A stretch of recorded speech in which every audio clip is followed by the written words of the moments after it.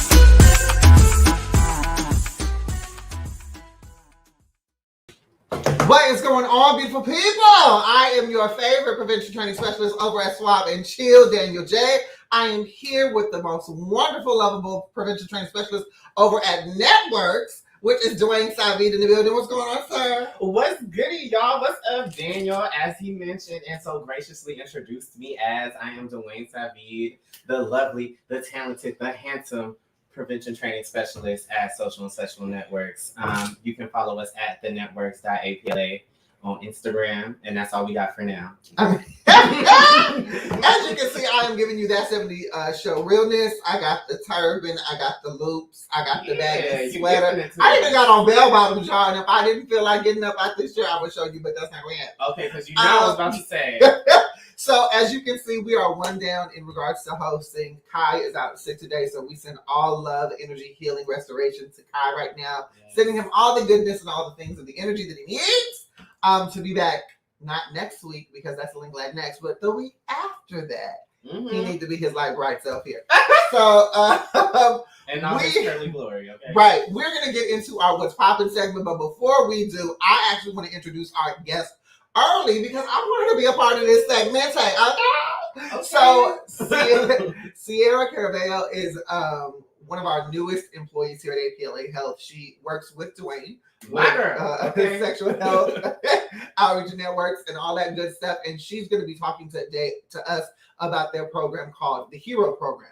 As you have probably seen the promo, today's episode is entitled Influencing Sex. What's your handle? So let's bring on Sierra so she can be part of this What's Poppin' topics and things.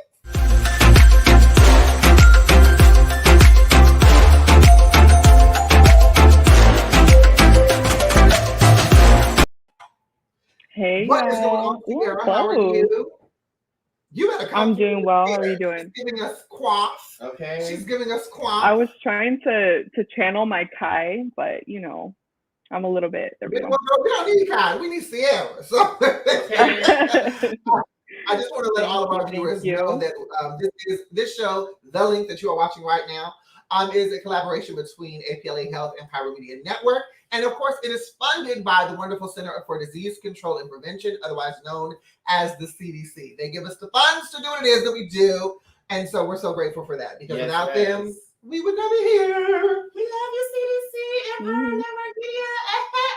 Okay, Pyro Media Network, yes. But, I mean, you know, that was a bit much for the CDC. But I'm just saying, still cut those checks though. We agree. We love them. So the first topic that I want to get into for What's Poppin', Raiders receiver Henry Ruggs has been charged or is to be charged with a DUI resulting in death. Now, according to ESPN.com, it says Raiders wide receiver Henry Ruggs is facing a driver under the influence charge after a fiery vehicle crash early Tuesday in Las Vegas that left a woman dead and Ruggs and his female passenger injured, authorities said. According to the Las Vegas Metropolitan Police Department, Ruggs was driving a Chevrolet Corvette a little before 3:40 a.m. when it crashed into the rear of a Toyota RAV4 on a busy thoroughfare in a residential area several miles west of the Las Vegas Strip. Now, I have seen the photos, And when I tell you that this car went up in flames, this car went up in flames. In flames, huh? Like, there was some flames, okay?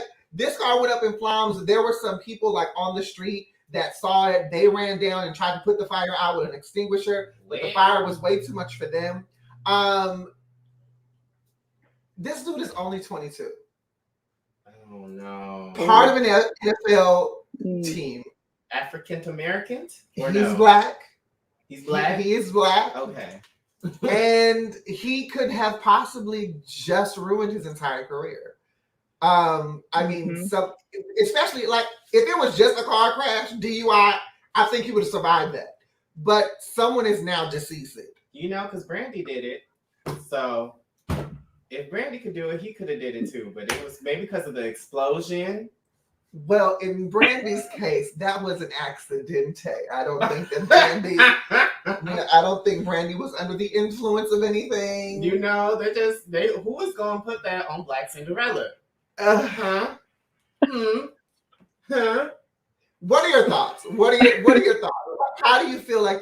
I mean, the NFL has responded. They say that they're going to be doing their own investigation in regards to what's going on. The NFL's lawyers and what's his boy's name? Henry's lawyers has said that they are still right. They're still doing the investigation, and they're going to be, they're asking for the public how not to make any like solidified opinions until all of the facts are in.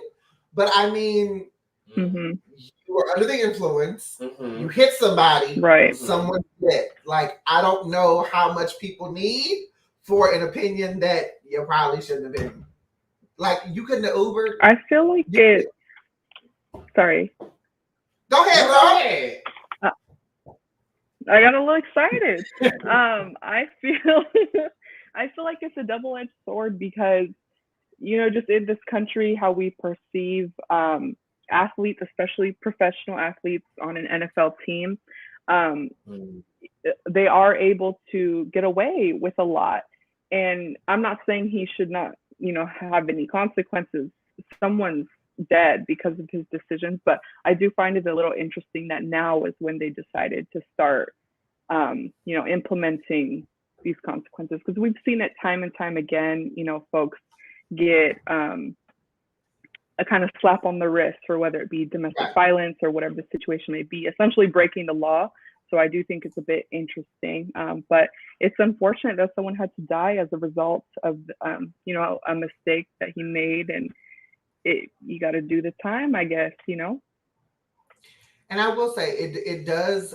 Hopefully, it continues to bring light to the fact that if you are under the influence, I don't care if it's weed, if it's alcohol, if it's meth, if it's whatever party drug you want, if you are not in your regular stabilized mind, do not operate a vehicular device. Yeah. I don't care what, ask someone else to drive you, give your keys to someone who's sober, Uber, Lyft, call a taxi. Okay, if you want to go old school, but this is just not something that should be done. So I mean, and of course, I always hate when things like this happen and the organization says, we're sorry for the loss of the family. Oh, and didn't they release a statement? They released a statement, and that's what they said. We send our thoughts and prayers to the family. I'll be like, yo, prayers. Like, no. I want the money, okay? They say you're not going to get it from us. That was free. That was in no affiliation to. So I'm really interested to see how this is going to affect his career. But moving on, for many of us who are Netflix junkies, for lack of a better phrase, y'all remember the show Tiger King, right? Y'all remember Miss Carol Baskin, okay? They were saying that she killed her husband, had the little tiger eat up her husband and all this stuff because they were watching the documentary. Well, she is suing Netflix because Netflix is coming out with season 2 of Tiger King, and she says that the footage that they have chosen to use of her was footage from the first season that didn't get put in, that didn't get chosen, and that it has nothing to do with what they're trying to do. They're just trying to create a narrative, and she doesn't like the way that she's being portrayed, especially after the first season. What are y'all thoughts? Dwayne, let's start with you. Well, I mean, if y'all don't know, a lot of the first like season of the Tiger King was really focused on like Carol and her husband Don Lewis, who went missing. So obviously after, I mean, allegedly, as any good journalist would say. Okay, but I just think that Carol didn't want everybody in her business, and she even stated in her lawsuit that, well, she not in her lawsuit, but she claimed that she never realized she'd be portrayed as like the villain in season 1 of Tiger King, and thinks that the whole series ended up undermining her true mission, which was protecting the big cats from people like Joe Exotic, who is the Tiger King and who the series is about.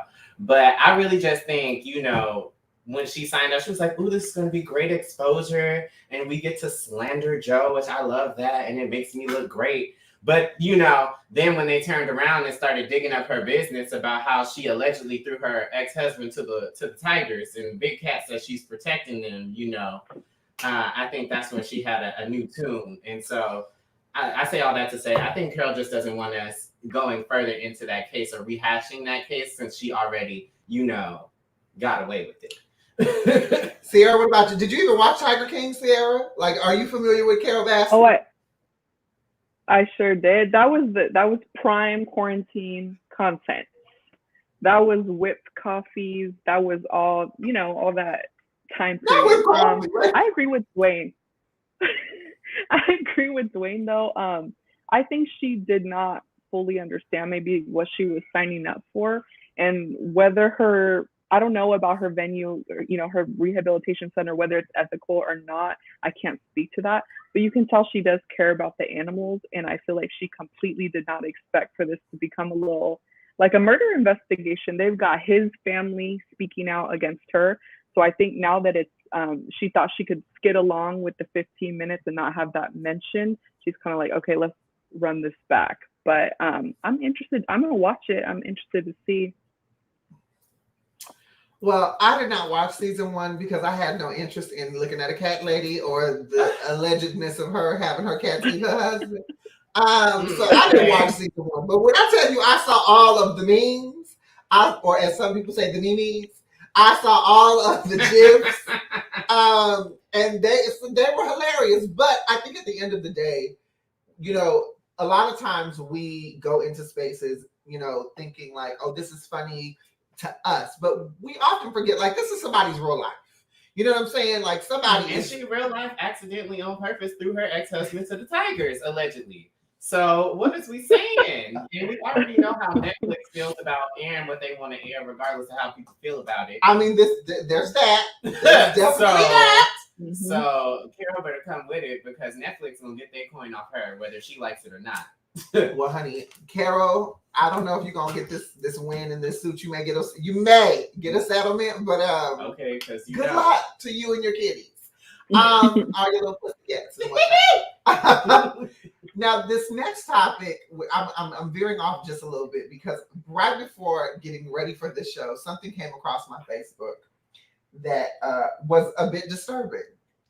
There was a clip of a new show called "What's in My Mouth," and it's a show where they have people eat a certain dish and they have to guess. Why did I think you said eat a certain what? But continue. Oh no, dish.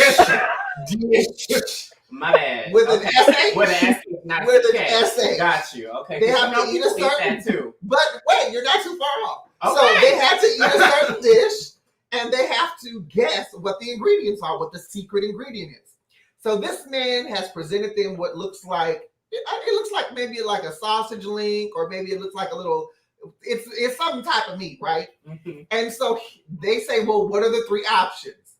And this man said, some type of fish, a shark, or human flesh.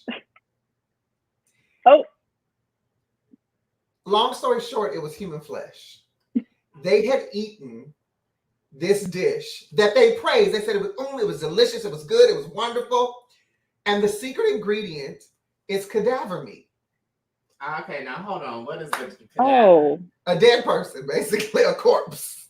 What Is part that of the legal? corpse? It doesn't matter. It's a human being. But wasn't they? Doesn't matter. Was it they Doesn't name? matter. Was it they third leg? No, I'm just saying it was. Because It you was. said it looked like a sausage, like it was a link of. I don't care what it was, but the funny thing, They probably like formed it into something. the host was like, "Wait a minute, like, are we?" And you hear production in the background saying, "Oh no, it's cool, we're good. Legal cleared it. It's fine, we're good." When I tell you these two women, one woman was like, "No, this is disgusting. This is horrible." She walked off. The other one was like, "I need a bucket because I'm about to vomit. Why didn't you tell me that I was eating human flesh?" And this man was literally sitting there advocating, and he said, it's really horrible that we stigmatize the idea. Thousands of millions of people die every year, and that's free protein that we could be using for food, and we just don't. Okay.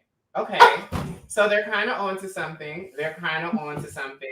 Now, I don't condone that. However, we got, sociopaths and serial killers that are also cannibalists that are, killing people for their next meal. So I'm just saying, like, I'm pretty sure that are feeding cow meat to a cow is what caused mad cow disease. I don't want to know what's going to happen to humanity when we start consuming our own species. I'm just saying, if people are already doing it, and if they want to do it, and if they locked up, we might as well make it like accessible rather than them killing people to get it. Our producer asked me if the person was caucus. Yes, the chef who made this meal is caucus.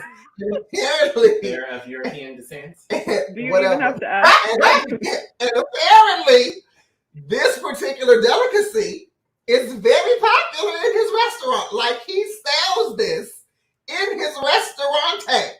It's because people don't know what was the word that you used earlier again? What was that? Human flesh? Before that, I don't know. Yes, but the word that you used before is probably the word that was on his menu, which is why people are like, "Oh, that sounds exotic." Oh, delicacy? Yeah, no, not delicacy.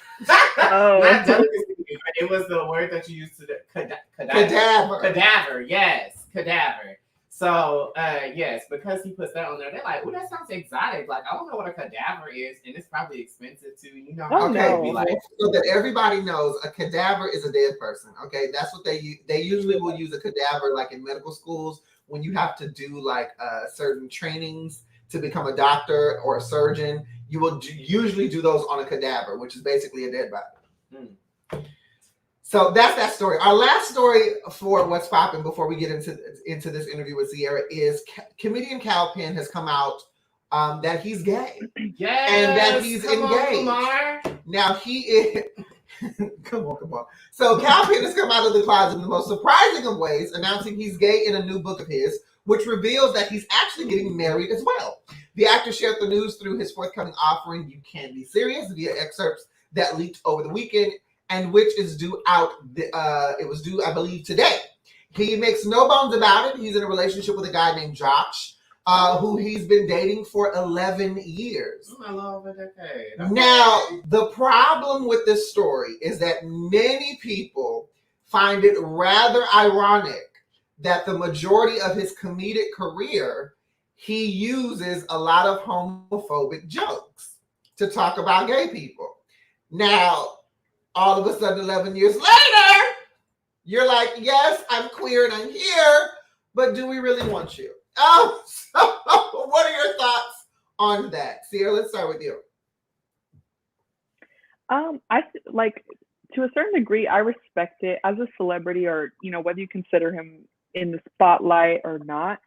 I have to respect that he wants that privacy, and I watched like a little interview that he did about it because he was eager to share it in this book. And it seems like it was more so like his partner and his family who wanted that privacy. So I completely get that. It also reminds me, though, I know a few weeks ago y'all talked about Dave Chappelle and his whole thing. And he tends to make, jokes at the expense of trans people. But there's plenty of blind items and stuff about him, having sex with trans women and stuff, which is completely okay. So I think it's not as unheard of for people. It's the loudest ones, you know what I mean? It's the hit dog's gonna holler. So as far as do we accept him, I mean, maybe he just has a bit of explaining to do. What about you, Dwayne?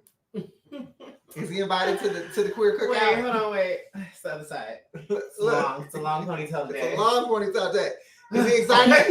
Is he invited to your queer cookout? I mean, he's invited to my queer cookout because I feel like I followed a good portion of Cal's work.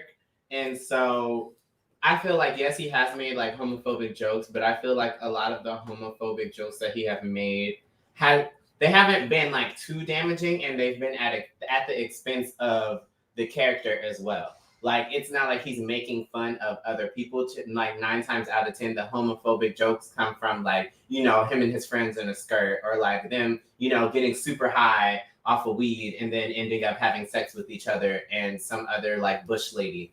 Like, so I don't think that is necessarily too damaging. It was kind of misleading, but I think that was also intentional as well. And to Sierra's point, he does mention that he was eager to share the news in his book and to share his story and his struggles as well. So for those reasons, I feel like, yeah, he could be invited to my queer cookout. And also he mentions like in an article in TMZ that like he discusses his sexuality. Like, he's always been in this way, in quotes, they say that he's always been very public with everybody he's personally interacted with, whether it's somebody that he meets at a bar, or if Josh, his partner, and him are out and we're talking with friends. Like, he mentions that he's very open about like his sexuality, who Josh is in his life, and etc. And they're so on and so forth. So in that case, I feel like to Sierra's point, I agree. Like, he wants privacy. It's not a secret. It's private, and I think that makes all the difference in the world. Plus, I believe that if you're going to make jokes about something, you should have that experience to make the jokes.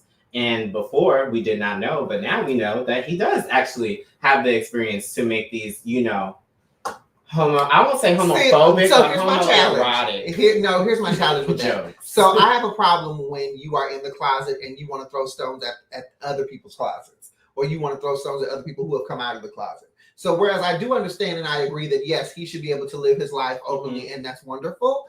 You had an 11-year secretive, for whatever your reasons were, you had an 11-year secretive homosexual relationship. But it wasn't a secret. It just wasn't public. You're a celebrity. It was secret. No, why? Because I'm sorry. It's my opinion. Okay. I didn't feel like that. Like, at the end of the day, for you to say, "Oh, anybody that met me, I told him I was gay." Yeah, but you're not telling the Inquirer that. You're not telling the New York Times that. You're not. And these people are following you and doing press, and you have seen the type of violence and the type of degradation that the LGBTQ community has come up against in the last few years, the last decade that you've been with Josh, especially people of color. So as a person of color who's a celebrity, I just find it irresponsible for you to have used your platform to make fun of the community, and then now you want these hugs and kisses. But you know what? All the goodness to you and Josh. I hope that your relationship continues another 11 years, but you ain't invited to my queer ass cookout. And moving on, we're going to get into our interview. Just play nice at mine, because y'all going to both be there, okay? As long as he stay over there with Josh, I'll be over here with my husband. That's fine. But we are here to talk to this wonderful, incredible, beautiful, intelligent, phenomenal individual that we all know as Sierra. Okay. Some call her Cece. You don't have the right to do that, so don't do it. Don't try it. But we're talking about the Hero program, which is one of the programs that is a part of the. Y'all got a long title. Dwayne, help me out. It's Social and Sexual Networks. Social and Sexual Networks, honey. SSN, okay? It's just networks. Not SSI, SSN, okay? It's just networks for short, y'all. Networks with an X. You can follow us for more information at thenetworks.apla on Instagram, okay? Come on for the plug. So, Sierra, my first question for you is, well, I want to know, how did you come to be a part of the APLA family, girl? Okay. Well, so last year during the pandemic, I was working for a nonprofit in Sacramento, which is where I'm from. And then Come one on, bright Sacktown. morning in August, I got the Sacktown, I got the call that I was laid off. So I'm like, okay. I was unemployed for several months, and I decided to use that as my chance to move to Long Beach. I had a couple of bootsy jobs in between, and then one day I come across this listing for APLA. I'm like, I have nothing to lose at this point. I have plenty of experience working for the Gender and Equity Health Center in college. So I applied. And then I got a little message from Ty, my boss. And a couple interviews later, here I am. Come on, here you are, and we're glad to have you. Okay. Now, what is the I'm Hero happy to program? be here. Talk a little bit about what the Hero program is and what it's all about. Okay. Hero is a grant from the CDC, and basically they are giving us monies to hire or contract influencers that are in the LA area to help promote our services. And we're trying to focus specifically on the Latino or Latinx community and getting them. Basically, we have all these amazing resources, and we're trying to get them more widespread and get people in our doors. And what type of influencers are you looking for exactly? Like, are you looking for up and coming influencers? Are you looking for like top tier influencers? Like, what's the range? Honestly, the follower count really doesn't matter. It's more so the engagement and how the person interacts with their audience. That's what we look for specifically. As far as the grant goes, I am looking for someone who identifies as Latino or Latinx, and their audience is our target population. That would be ideal, or at least their reach is. But on a more personal level, I really want someone who's relatable, whose lifestyle seems, attainable to where you could be scrolling and see this person post, hey, y'all, I'm about to go get tested at APLA. Here's the address. And you can be like, oh, so-and-so does that. I'm going to go there.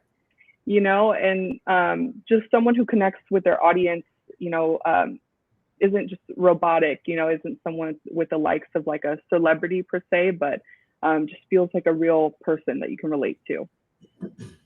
All right. Do you have any questions for Sierra before I go on? I sure do. Thank you for asking, Daniel. I'll be waiting because I know Sierra, she's a data girl. I work with her on the day-to-day. So I try not to interrupt her because when she has something to say, it's just importante.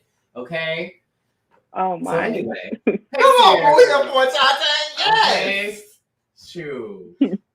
Shout out to Duolingo. I'm just playing. But anyway, what's up, Sierra? I have a question for you. You ready? Mm-hmm. Okay. So for it's kind of similar to Daniel's question as far as like what type of influencers are you looking for, but on the opposite side of that, because I know you've been doing this work for some time now.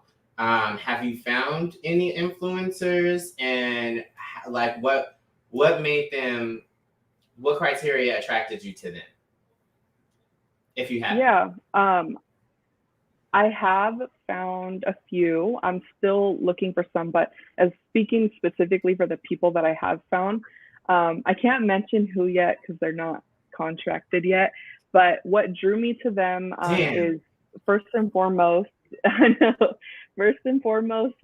a part of the community, so that was really important. Not only just literally the LA community, but they're all Latino men who have sex with men openly.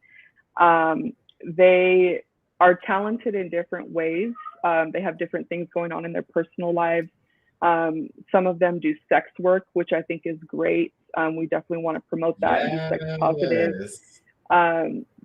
They're diverse, and I really want to. The Latino identity is very diverse and comes in different ways. So I want to make sure these people that we're hiring represent that. Here's a question for the program itself, because I know that you mentioned it a few times that you're really focusing on the Latin population. Why is that? Like, what about the Latin population are other organizations or other facilities kind of missing where this type of program is needed to really focus on that community? Yes, and I love that y'all don't Sure. discriminate. You got some sex workers in there and stuff. Come on, sex workers. So sex workers are people too. Okay. Exactly. To answer Daniel's question. But they are. Yes, they are. Of course, they're people. Look, they help us help each other. Okay. I have not disagreed with you. It was just corny as all hell. Sierra, answer this question before we run out of time. Basically, it's when speaking specifically for LA County, which is all I can do. Aside from MSM and Black folks, it's the second largest population here that has the highest HIV rates. And I feel like a lot of our services, even though they are pretty broad, they do pertain to just men of color in general. I think it's important sometimes that we highlight specific groups. I know we're trying to do that with women, with people in heterosexual relationships, so on and so forth. So I think that's why this grant is specifically pertaining to Latinx men, because we don't have as many programs at APLA that are specific to them.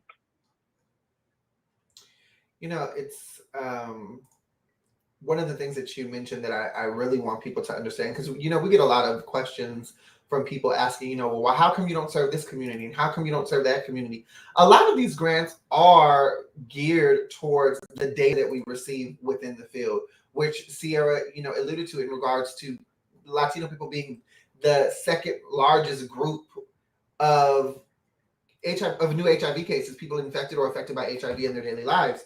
And so when we have knowledge and data to identify these groups, those are the groups that, you know, the CDC and that these grants are really going to target. And a lot of times when you don't see programming for a particular group, it's because either we don't have any data on it, we have very little data on it, and from a governmental side, you know, the federal funding, they don't look at it as like, oh, well, let's push dollars to what we don't know. They're going to push dollars to what we do know, which is why we really, really advocate and promote for people to get tested. Everybody, regardless of who you are, how you are, like everybody should get tested, because if you are tested positive for something, whether it's an STI, whether it's HIV, whatever the case may be, that goes into the data bank, and that helps to show numbers and to show a need in particular communities, so that we can create these programs and so that we can move forward and properly service those communities that don't always, you know, necessarily have representation. And I know women overall is one of those communities that we often don't engage when it comes to HIV work, you know, and which is so crazy to me. It's unfortunate. However, networks as a whole, program A, okay, they actually do test women. So if you are a woman of color and you need somewhere to be tested, you can come to APLA Health. Networks will be able to test you, and then also recommend other services that you may need for your feminine, femme-identified health issues or concerns. And you also provide PrEP information for women as well, women of color as well, correct? Awesome. So basically, if you want it, we got it. You know, and if we got it, we'll find it for you. So come in anyway. So we're going to take just a quick little break. When we come back, we're going to talk a little bit more with Sierra, because I want to get down to the nitty-gritty of these sexual conversations happening in virtual spaces, and how social media influencers are changing the conversation surrounding sex and sexual health. All of that with Sierra, Dwayne, and myself when we come back right after this.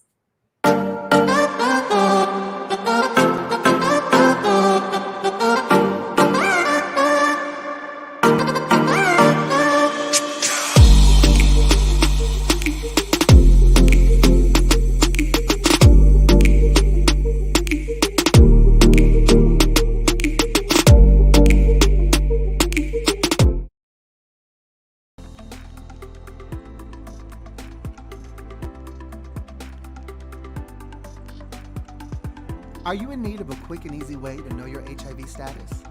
Swab and Chill is a discreet way to learn your status in the comfort of your own home. The process gives you results in 20 minutes. Swab the upper gums, swab the lower gums, and voila! Simply follow the colorful step-by-step instructions located inside the kit. Or call APLA and we can assist you virtually. In addition, all kits include condoms and lube for that penetrative fun. For our trans clients, we have Swab and Chill Plus, a customizable kit for trans-specific needs. And we haven't forgotten about COVID either. All kits include personal protection gear, like face masks, comfortable yet stylish. A personal touch tool for dealing with those germ-infested handles and ATM keypads. Wet wipes for those little messes that need cleaning up. Also, keep that summer body protected with Swab and Chill sunscreen. And don't forget about our fanny packs for those quick trips to the store. All this can be yours. Simply call Swab and Chill at 323-329-9713 or email us at swabandchill@apla.org. We would love for you to be part of our Swab and Chill family. Swab and chill with us.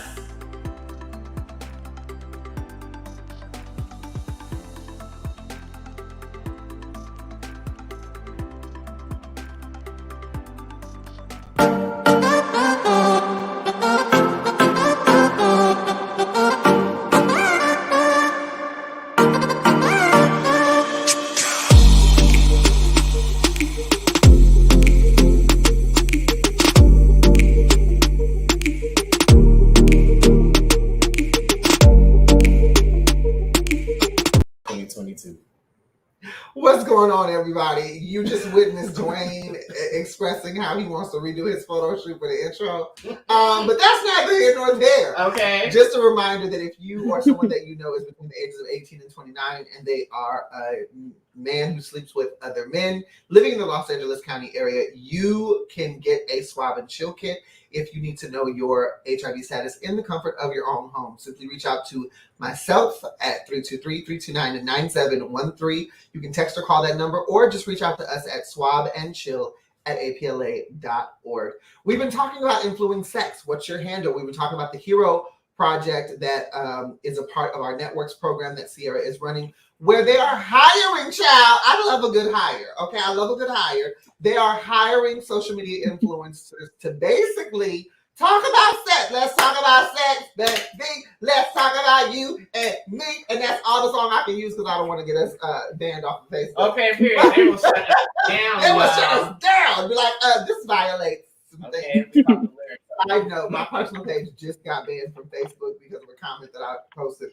I was like, I've been on Facebook over 10 years with no problems, but I have to deal with this. Because you're famous, friend. I told you. I am not famous. Look, but moving on. Only famous girls get banned, okay? If you get banned, you know it's right. Okay. Yeah, no, I don't want to test that theory.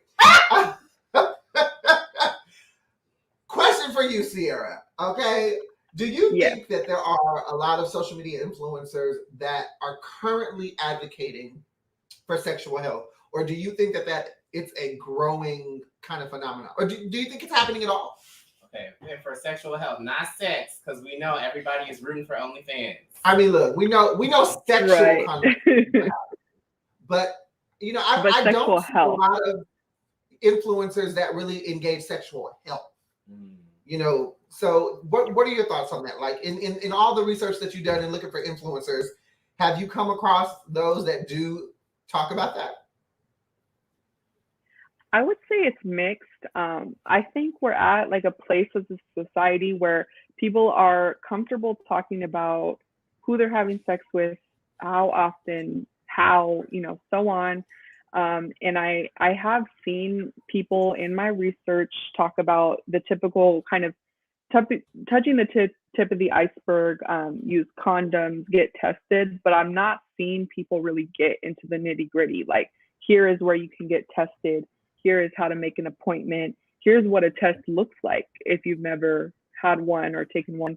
All of that information. I personally am not seeing people really get into that much detail, which is why I think this program is so important. Okay, it's funny. They always only want to deal with the tip. Because it's true. Like I was on a live earlier today with some friends, and one of the dudes on the live was using the term dirty.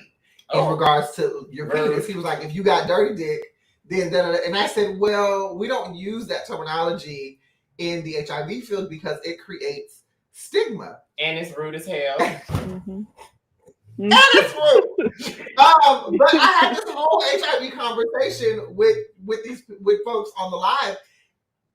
And this was stuff that for me is like, child, that was Tuesday's news. Like, you know, like it's just second nature. But so many people just don't have the information.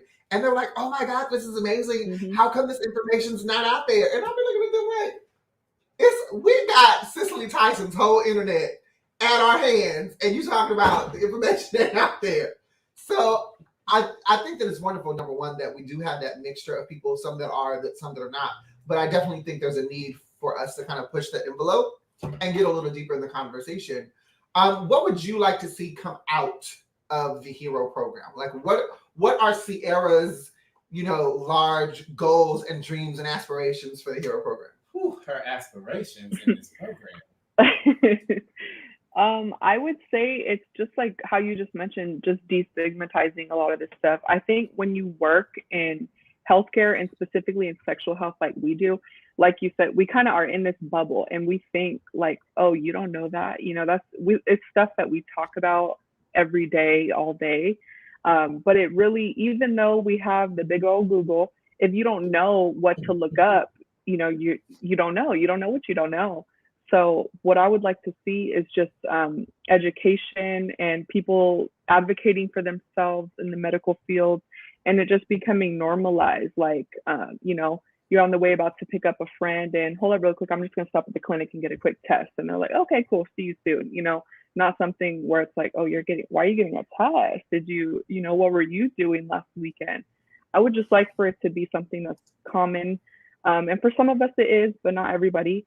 And just more so a part of the conversation. Specifically, what I would like to see from the influencers is them, you know, maybe not necessarily showing them getting tested, but just talking about more so the details of what a lot of these processes are like. Like, okay, maybe you've heard the word PrEP, but how do I get on that? Is that for me? How do, you know, so something where they can get in and really talk about what it's like to fill out the forms for an appointment or pick up a prescription. I really want someone to get into the details so that we can ease some of that medical anxiety and just make it more of a smooth, less scary process. That's actually such a revolutionary thing. I don't think a lot of people really understand like how much of a big deal this really is to have not only you know, big influencers, but also like local influencers who may not have, like Sierra said earlier, such a larger following, just have such a transparency with their sexual health in HIV testing, STI testing. I know myself personally, I've seen a lot of not a lot. I've seen a couple of sex workers who have an emphasis and an advertisement on like PrEP. And they're very heavy on like PrEP advocacy and, you know, the thing, destigmatizing that and what they need to do as far as that, as well as like other things like proper ways to, you know, prepare for the sex. Not prepared. You sound like you can't even say it, and you because I'm trying to be PC on here, okay? I like my job and I would like to keep her. Come on, the sex. It's the sex. The sex, yes, okay, because there's not one way to do it, amen. So I say all that to say, what are some of the expectations that you have for the influencers on the HERO program? Like, do you just want them to talk? Do you want them to just talk about the forums? Do you want them, how transparent do you want them to be as influencers and as a representation of this HERO brand? Definitely they're going to be posting a lot of information, but I really don't want this to be a thing where they're just, you know, posting this little flyer on their story, especially if you have this parasocial relationship with whoever it is that you're following and getting this advice from.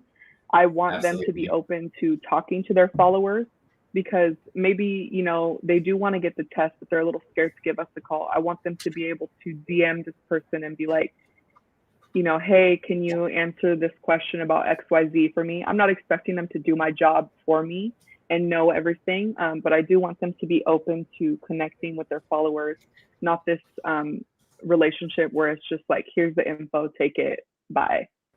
So I would hope that they'd be willing to be pretty involved, and that it's a mutual relationship. And we also want to be promoting them too and promote whatever stuff they've got going on. I want it to be a mutually beneficial thing for both parties. Now, will this program allow for, like, you know, social media influencer meet and greets here at APLA? Like, will you be bringing these influencers together within Los Angeles so that their fans or whatever can kind of meet them in person, but also, you know, get tested? Like, have a testing event where that's kind of going on. Is that in the future? Is that coming?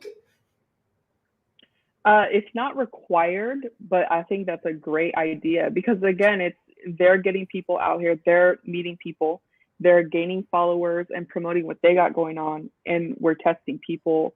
And I don't know if I said this earlier, but the grant isn't just for testing, it's for linkage to care. So we also want them having conversations about PrEP, mental health, whatever we've got going on here at APLA, they're able to promote. So it's really diverse. And I think it's going to be a great way for people to see all the stuff that we've got going on here. Awesome. So, you know, it's funny, you know, as we talk about social media influencers and sexual conversations, there is a... such as yourself, Daniel J. I was going to say, such as you. I am an influencer in my own right, outside of APLA, but this is not about me. But there's this guy that I follow on Twitter. Don't judge me. He's an OnlyFans content creator, but he can you disclose the name, or is that I can't remember his name because if I did, I would.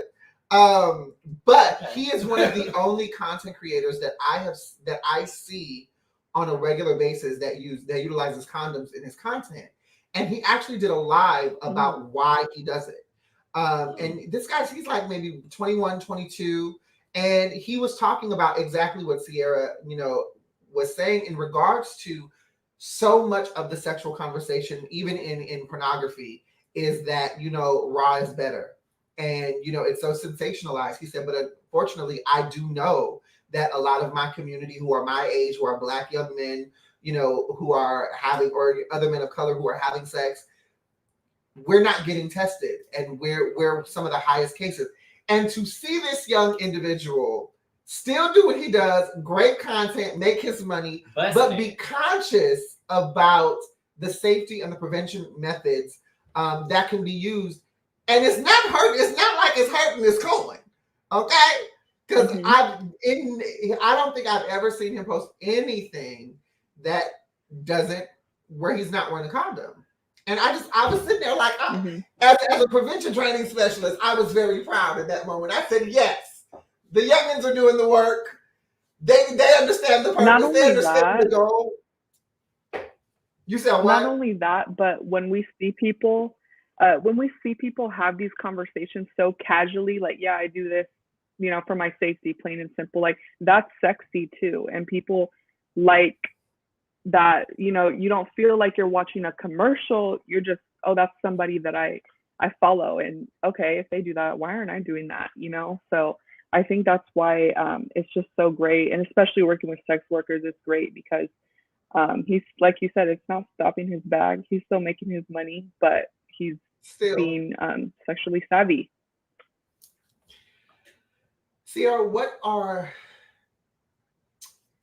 as you are in charge of this social media phenomenon known as the Hero Project or the Hero Program, what are you like as an online user? Like, do you consider yourself an influencer? Are you one of those people that hops on lives and has these conversations?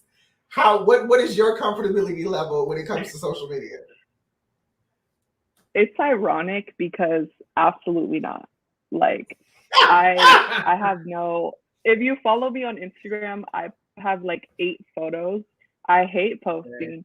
I hate, you know, like getting on stories and stuff, unless it's like close friends, and I'll just post random shit. Can I tell something? You did, so it's fine. Right. But Based off who your boss is, I don't think it's going to be a problem. Right. I would consider myself like what you would call like a ghost follower. Like I'm on social media a lot, but I'm not posting. I'm just consuming media. So I feel like I know a lot about it, but personally, I'm a fairly private person, so I'm just not on it like that.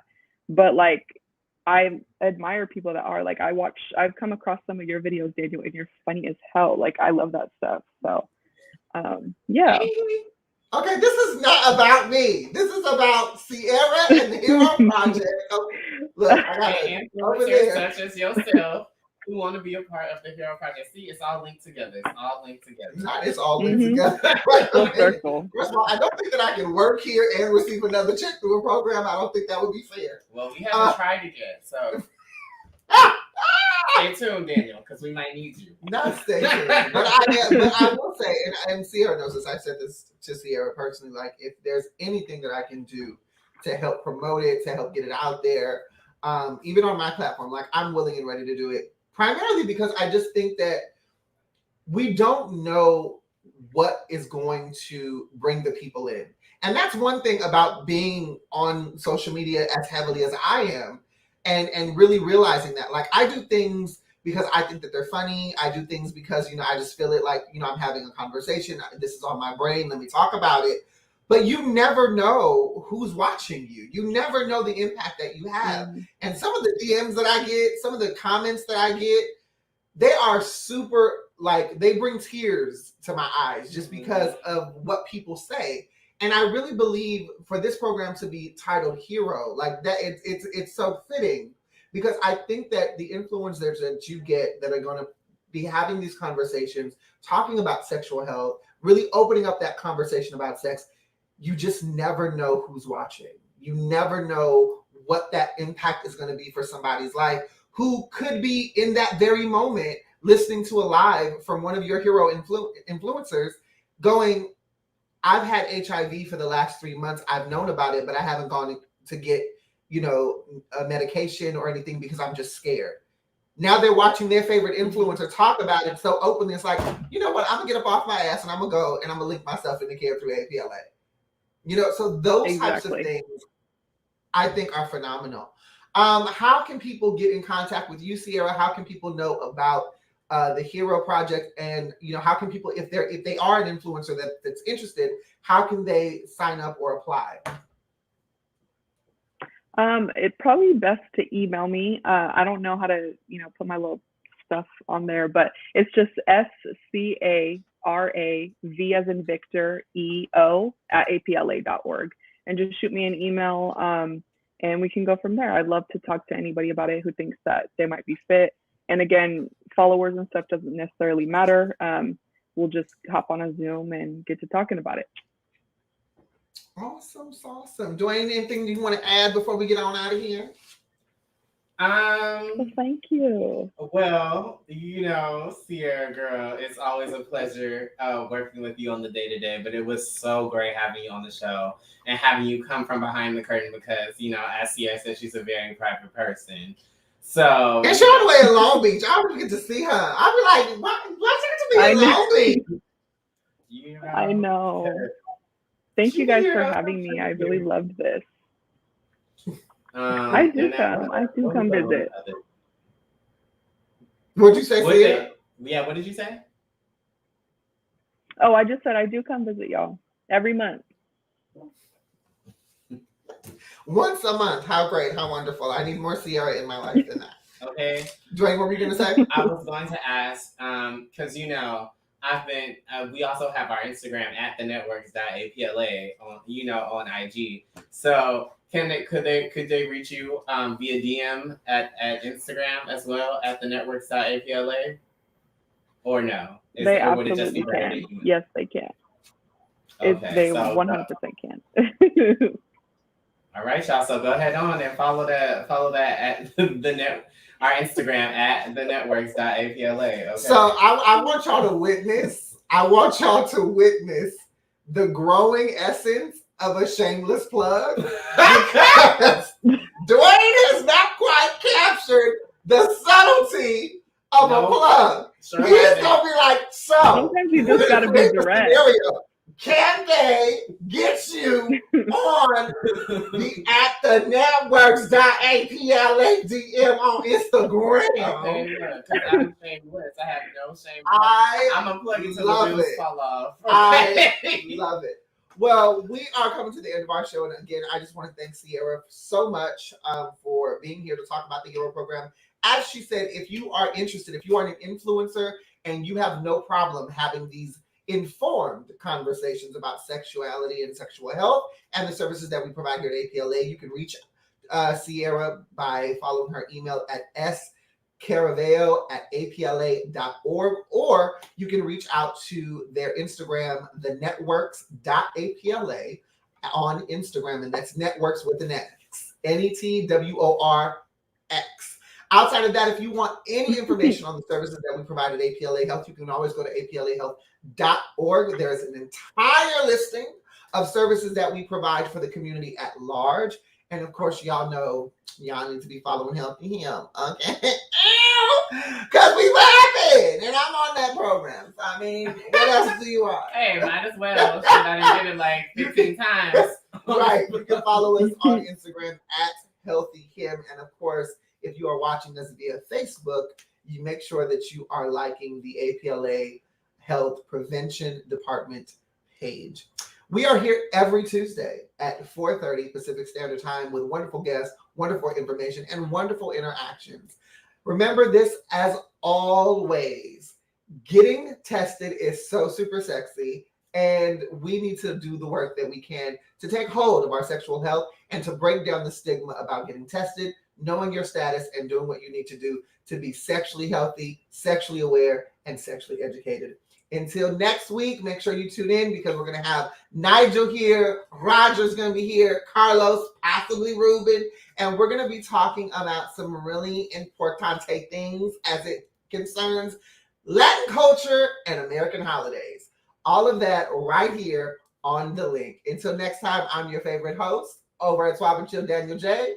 I got Dwayne Savi from Networks, and we got Sierra. Sierra got to come back. All right, y'all. We love you. We'll see you next week. Bye.